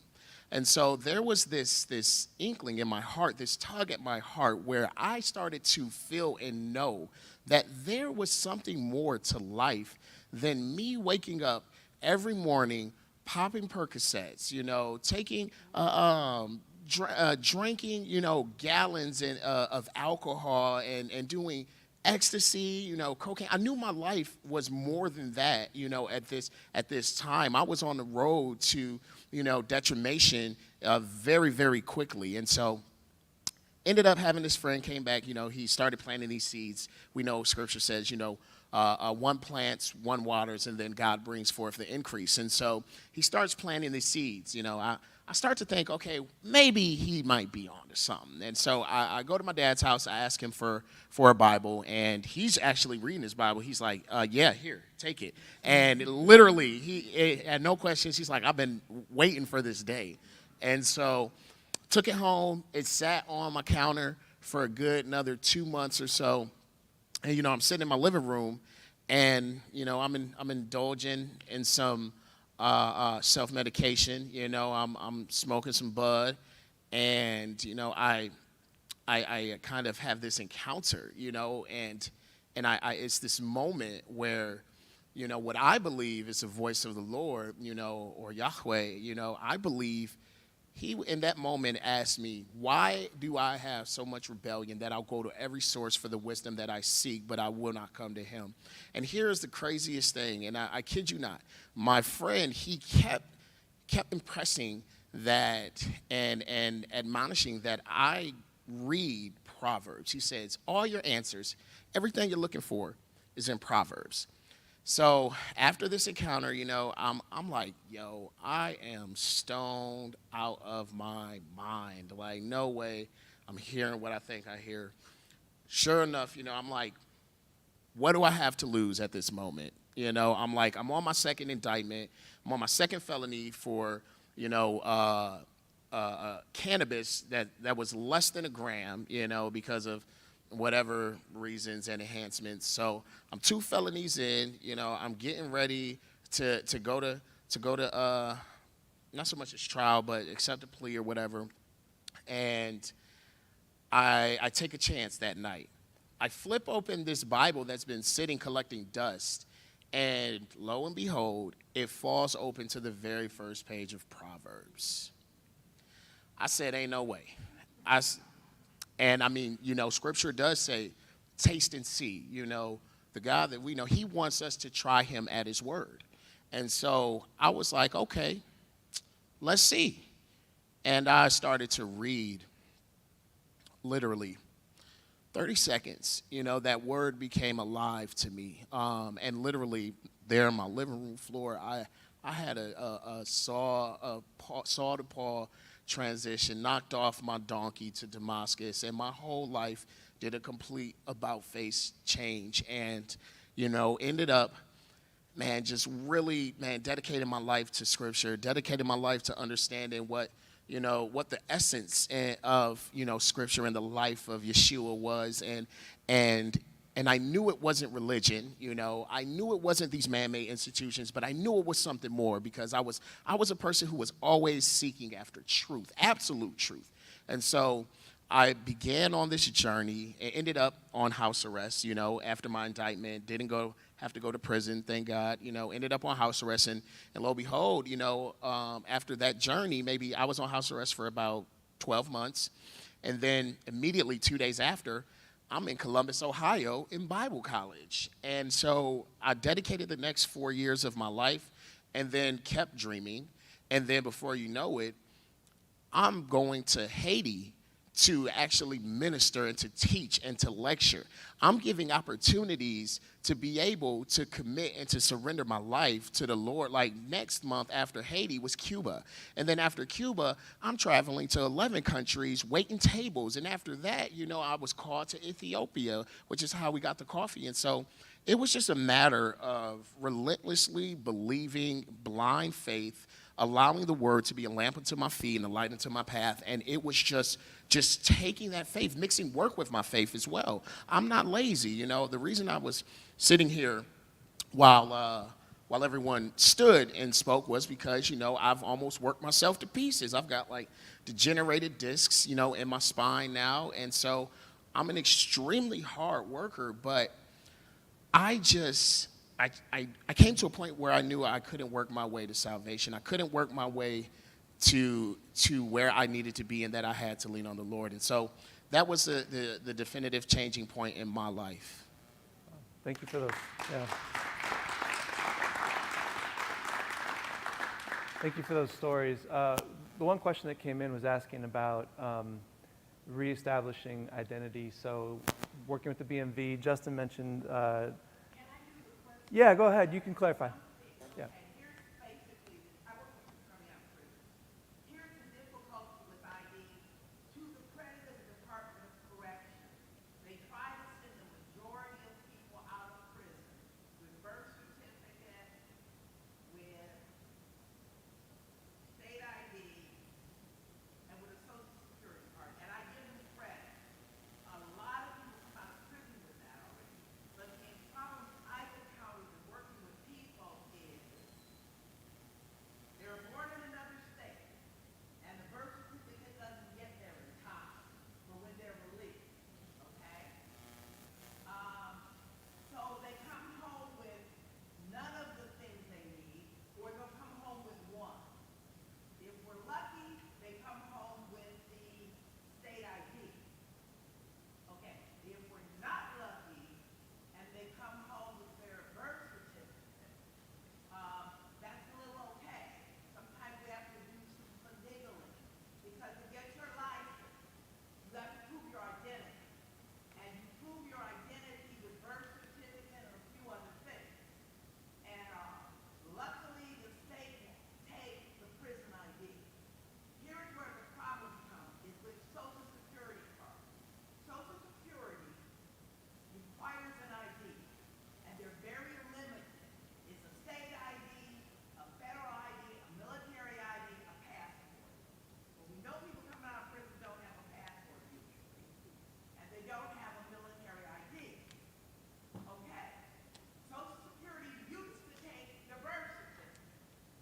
They won't do that anymore, basically. Okay, what they'll take is a medical record. Okay, that should be easy because people are seen in prison on a routine, every year for physical. The problem is the prison does not put the Social Security number on their medical record. So prison medical records aren't any good. So what I have to do is, if they got what I do basically is, and you can go online and you can request a Social Security card, but you have to make sure everything you put in is identical to what Social Security has. And I'm going to give you an example. I've had people who had ST for street because we wrote out the word street, Social Security rejected. Okay. What needs to happen is the state of Indiana Department of Corrections and Social Security need to talk to each other and say, what do you need us to put on our release ID? One thing I know for sure, okay, is it has to have an expiration date. And if they would do those things, then it would be a heck of a lot easier to get people's ID and all. Because they will not take Social Security or prison ID. They won't take birth certificates anymore. And I just talked to them a week ago. And here's the problem with the medical record. When you get out of prison, again, the Department of Corrections, I applaud you. I'm so glad they did it.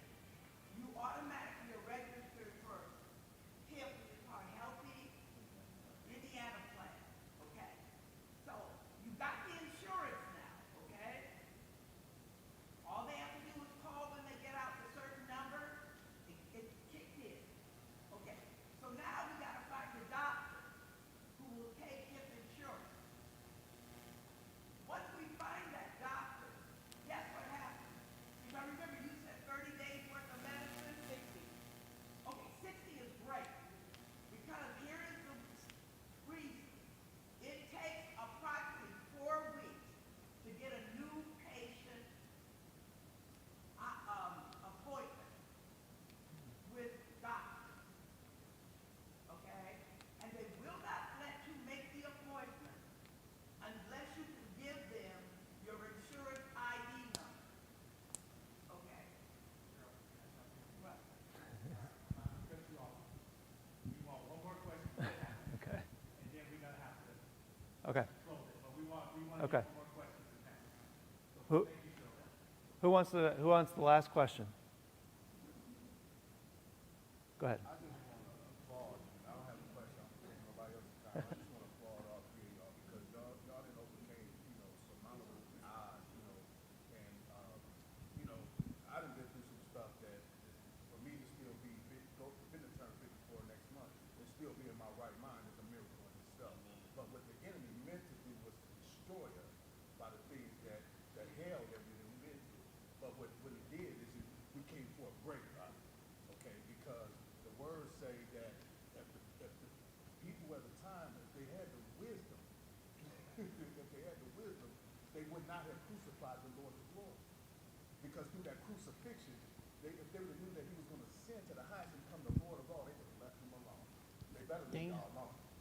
They better leave us alone. You know what I'm saying? Because whatever they do, we're going to come forth greater. Yes. Yes, sir. Applause. Okay. All right. I Yeah. want Dan. Just one question, then we can wrap it up, as Jeff said. Each of you talked about, and Justin and Jeff have talked about, collaborating on the outside. Could each of you just give like one example of a community support? And you talked a little bit about it through your talks, but one community support that helped you here in St. Joe County. So, as I mentioned, the Idea Center over at the University of Notre Dame has been an amazing, institution. They have been very pivotal in helping me to evolve as a CEO, as a founder, and helping me to understand the complexities of, scaling my business and going to market. And so they have been very influential. Also, there's a program by the name of I think it's the South Bend Entrepreneurship Boot Camp with Professor Michael Morris that takes place over on the north end of town off of Lincoln Way at the Charles Martin Center.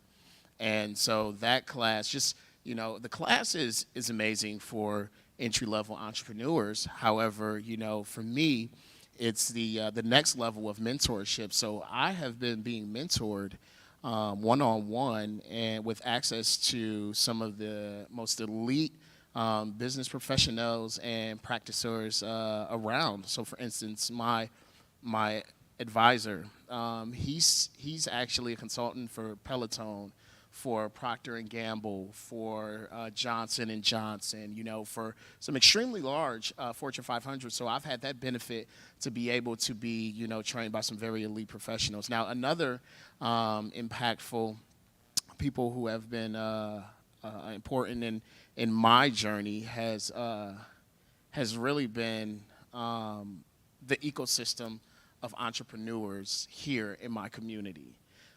They have continuously given me my flowers. Every day they tell me how impactful my advocacy has been, and that just keeps me encouraged in those moments of despair. That keeps me uplifted in those times where I feel like my back's against a wall or I've been beating my head against a brick wall trying to fight for equal economic opportunity, when I'm trying to fight for, opportunity for other small businesses, and to really impress, on our community, the critical importance of investing into minority-owned businesses and small businesses. Like, we are the fabric of our community. And so that's who's been most influential and who has contributed the most for myself. There's really so many, but each one kind of like has a specific agenda of where they can lead you in assistance. So the overall, one of the biggest contributors would be Connect to Be the Change. They are an organization who on the front, maybe even on their website, they are against gun violence, right? But not by any means is that all that they do. They empower the youth. They create opportunity for them to excel with jobs. They take it upon themselves. They give outlets of activities for them. They're involved in formerly incarcerated individuals such as myself. I thought I was going to get, at-risk youth is my passion. I thought connecting with them would help me get connected to youth. And the end result was, no, they kind of took me under their wing as if I was at risk. And I am. I needed their support. And they helped me in business. They helped me connect. They've given me platforms to speak, gotten me involved, community activists, and just labeled me as one of their change agents along with them. There's nothing that they don't support me in. They go above and beyond. It's not just gun violence, even though that's kind of where their foundation began, but they do so much in the community. And for anybody that's just struggling in general, they'll come alongside you no matter what it is. I know they helped somebody that was just plain homeless, and they were paying out of their pocket to put her in a hotel until they could find a home for her. So they do anything. I want to say, within the last so many years, it's been Transformation Ministries. They've been more of a mentor to me as I mentor them together. We're as one. So I would say Transformation Ministries, and then after them, I'm just self-motivate myself, and that's where I am. But I want to say this, and I know we got to go. I want to say that since I've been out, I do outreach. I used to do outreach at the jails and in the JJC, and I went to Family Children's Center, really pouring into kids, pouring into the people that are incarcerated, because they need to know what's out here before they reach out here. You can't wait till you get out. And they have shut those doors to where they're not allowing us to come in the jails to pour into these people, to these inmates. These inmates need to know and need to hear that what's on the outside that awaits them. It was 5 of us, and I'm gonna say this and I'm gonna be done because I know it was 5 of us that were incarcerated together. And we used to always talk about how we're gonna give back when we get out of jail. And I mean 6, because I'm the 6th person. But since that time, all 5 of them are dead due to drugs. I am the only one left. And I wish that there could have been more programs for them for self-help, to where they can walk in and say, this is what I'm feeling, this is what's going on, this is where I've been. I wish there were more programs for people like that, instead of people turning them away. Oh, you ain't nothing but a crackhead, you going right back to jail.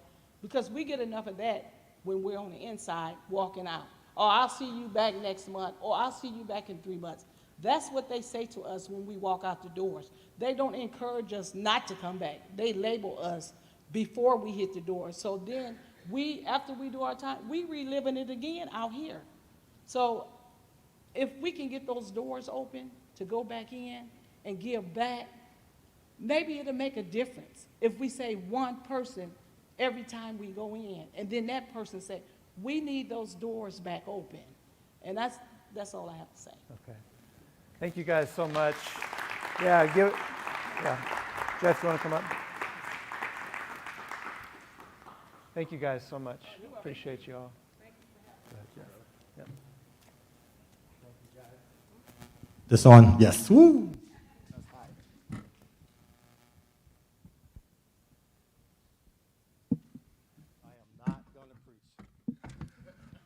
Just bringing the podium to hold my stuff.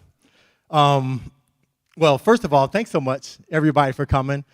I always try to be respectful of the time, and we intentionally allowed at least a half hour at the end for Q&A, and I appreciate Deborah, Alejandro, Joel, thank you guys so much for being here, sharing your stories. Yeah. This happens as a result of relationship building. I meet people, I get introduced to people. I've known Deborah a few years through Transformation. Alejandro and I were on the panel at an event a couple of weeks ago, so just met him. And then I was connected with Joe because someone heard him speak at an entrepreneur's class. So everybody you hear that comes into this space and shares their story with us, it's because of relationships. And so that's what we need to be to our community, to our formerly incarcerated men and women. We need to be relationship. We need to be community. with these individuals. And a couple of announcements I had and some updates and some acknowledgments, and then I'm going to hand it over to my brother Stephen, and he's going to close this. But you may have seen in your packet, there's a reentry simulation happening Friday, March 31st from 9:30 a.m. until 12:30 p.m. at the St. Joseph County Public Library. Justin mentioned it, that we did one. I don't remember when that was. What was that? November? I forgot too. Actually, it was October because the same day as Studebaker Talks. I should never forget that.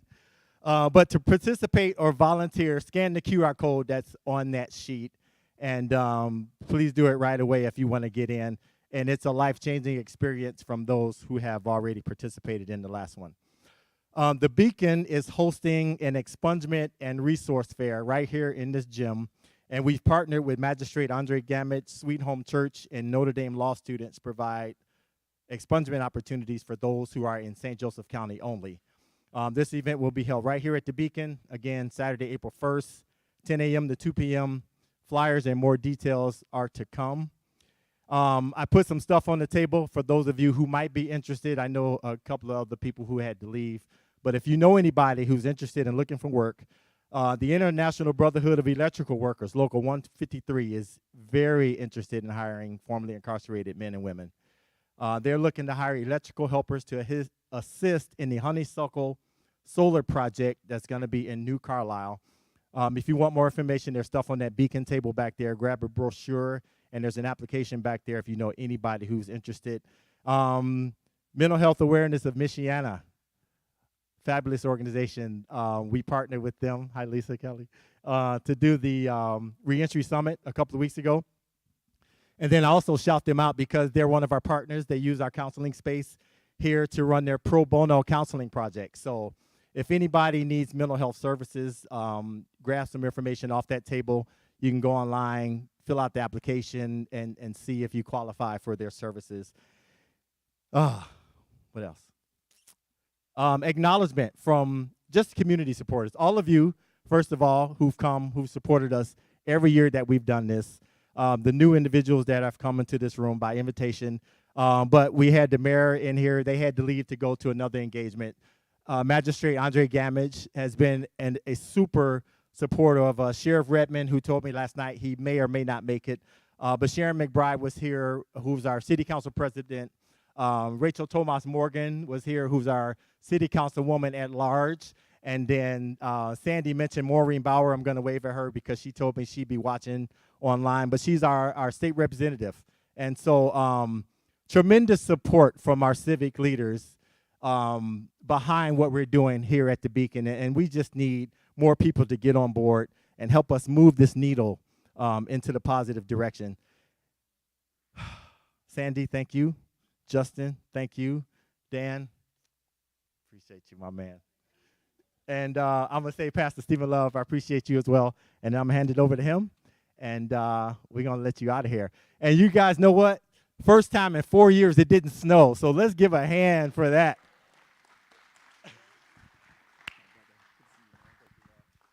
Well, let's close. If you're anything like me, when I come to events like this, there's a spectrum in which I move back and forth like 20 times in a matter of 2 hours. I go back and forth from, like, I'm going to get involved in every organization. I'm never going to sleep. I'm going to fight this battle to the day I die. To the other end of the spectrum, it's like, man, our system is so broken that it's so daunting. Would anything I do even be helpful at all? So I just want to say this to you, that it's no accident that you're here. It's God's providence, and whatever sphere of influence that you have, you can activate change in that sphere of influence. So just don't do nothing, right? Can I just pray for us as we close? God, you are the God of justice. You're the God of mercy and compassion. You are the God of second, third, fourth, fifth, thousands of second chances. And so we thank you for an opportunity like this just to hear your work in the lives of specific people, but more than that. Whatever energy or bandwidth you have given us, Lord, I just pray that we use it to glorify you as we love on our brothers and sisters who are returning. We pray it all in the name of our Savior, Jesus Christ. Amen.